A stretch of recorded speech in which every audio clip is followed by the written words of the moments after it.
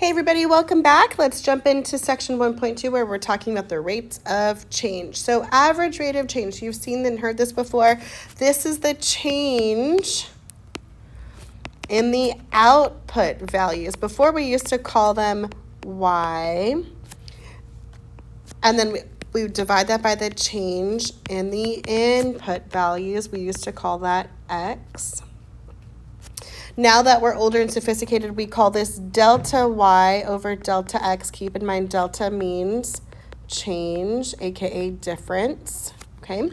Which also means we can use that tried and true Y2 minus Y1 to find the change in the Y over X2 minus X1 to find the change in the X values, okay? And again, this is our average rate of change. So if you hear that phrase, AROC, average rate of change, that essentially we're talking about the slope, okay? So how would I do this specifically in this context for this equation? So we've got negative 1/2 x squared plus 3x minus 1/2. So if I want to find the value of 1, 2 on the point here and 3, 4, and I want to find the average rate of change, remember this is everything.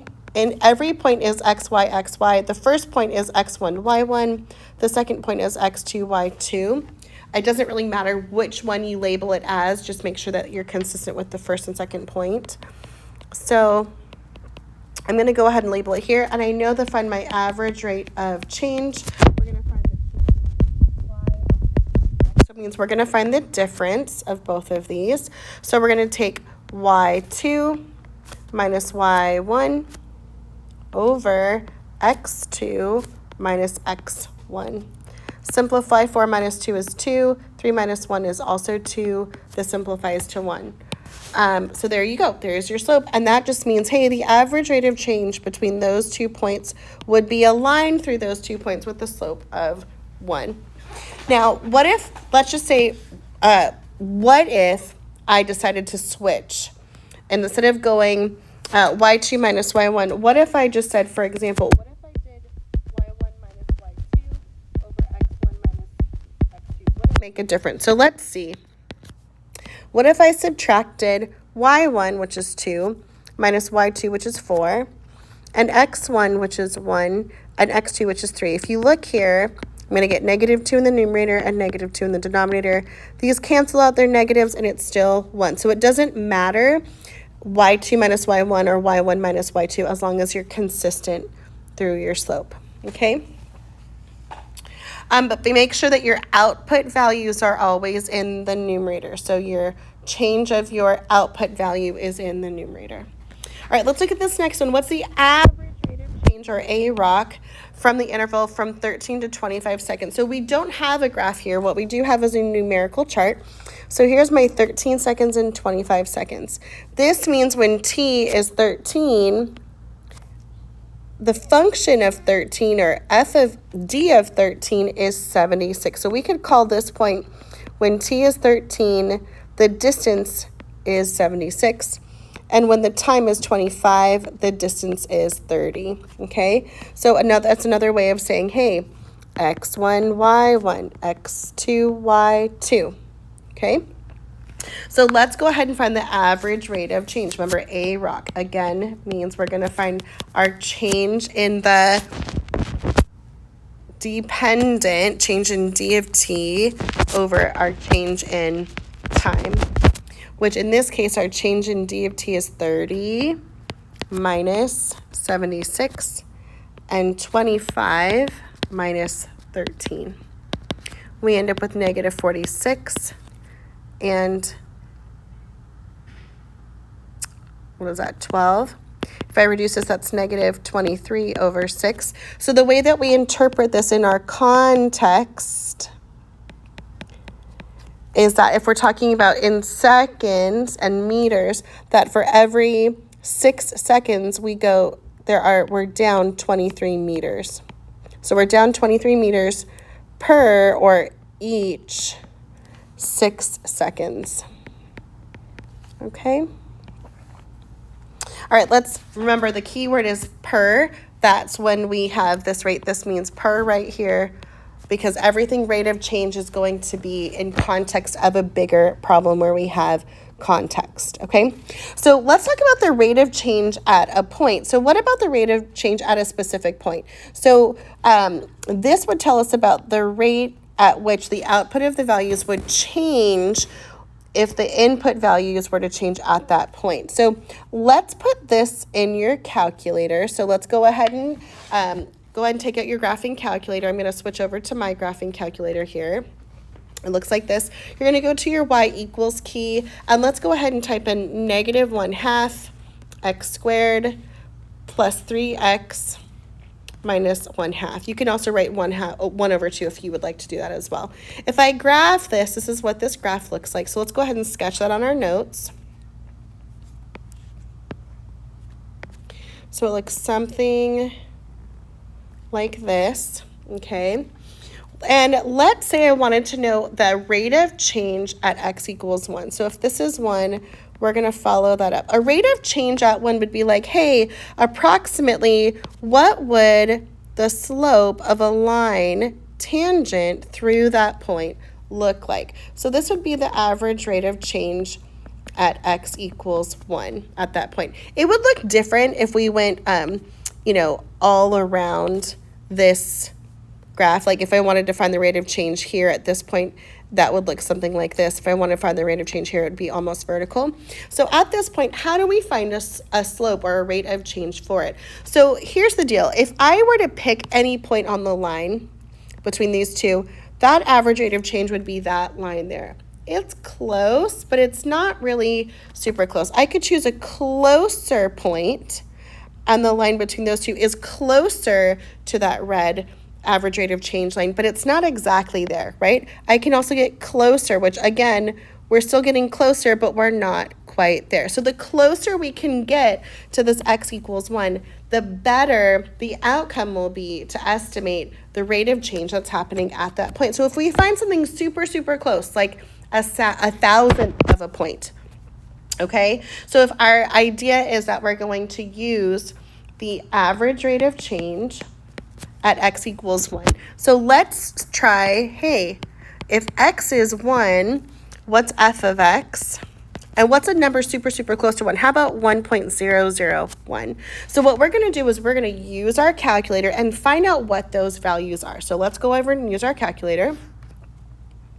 So with your calculator, here's what you're going to do. You can do this two ways. You can use a table, okay? And I see here, this gives me my value of 1 is, when x is 1 is 2. So we can go back and write that down. It's 2. And if I want to find the value at 0.001, I can change the table. And instead of going change table, meaning 1 unit at a time, we can say 0.001.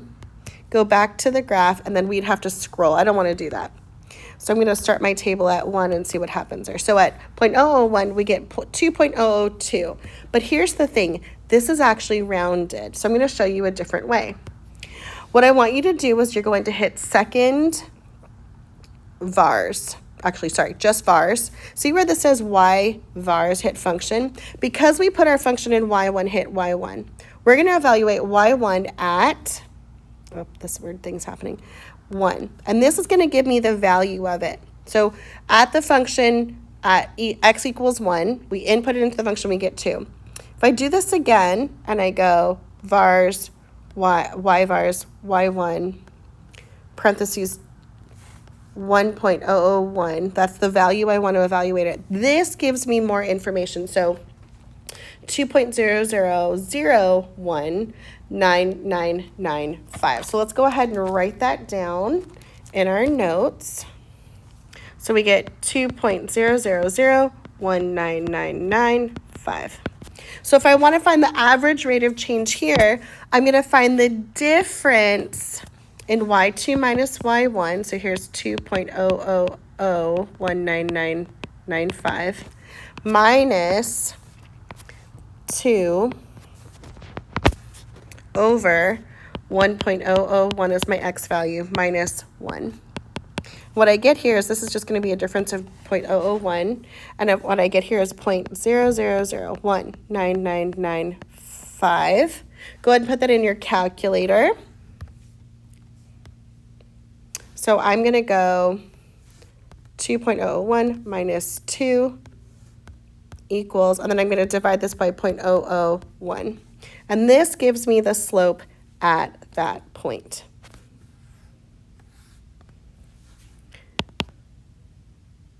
.19995. Okay, try this on your own. You're going to put this in your calc for g of x. So that should look something like this. Okay, and use it as x equals -2. So here's your chart where x is -2. Use -2.001 and see what values you get. Go ahead and push pause. Try it on your own, and then we'll check it. All right, welcome back. Let's go ahead and check this one. So at -2, we got that g of x was 0.135335, and at -2.001, we got 0.135200. Hopefully yours looks like that. Let's find the slope. So we've got 0.135335 minus 0.135200 all over -2 minus -2.001. And this gives me 0.000135 divided by 0.001, which we get approximately 0.135. Hopefully you got something close to that. All right, so now let's talk about positive and negative rates of change. So a positive rate of change indicates that as one quantity increases or decreases, the other quantity does the same. So for example, as x increases, so does y. So here, if this is my x and y, as x is increasing, the y also increases. It looks like that as well. On the converse, if x is decreasing, so would y as well. Similarly, negative rates of change indicate that as one quality increases, the other one will decrease. So just like this, as x increases, y will decrease. So it'll look something like this. Okay, so if we can state, I want you to state whether the situation represents positive or negative rate of change. So as the years increase, remember years is an independent variable. So as years increase, the student body increases as well. So here's your student body. And so we can see a positive trend here. And then secondly, as Mr. Bean's weight decreases, so if we have his weight here, and his running distances increase, and we'll put his distance here. So here's the thing, his weight has to decrease, that we're moving backwards here, but then his distance increases. So we're gonna see something like, whoops, back up. We'll see something that looks like this, that as his weight decreases, his distance increases, and so on. All right, I'll see you back in class.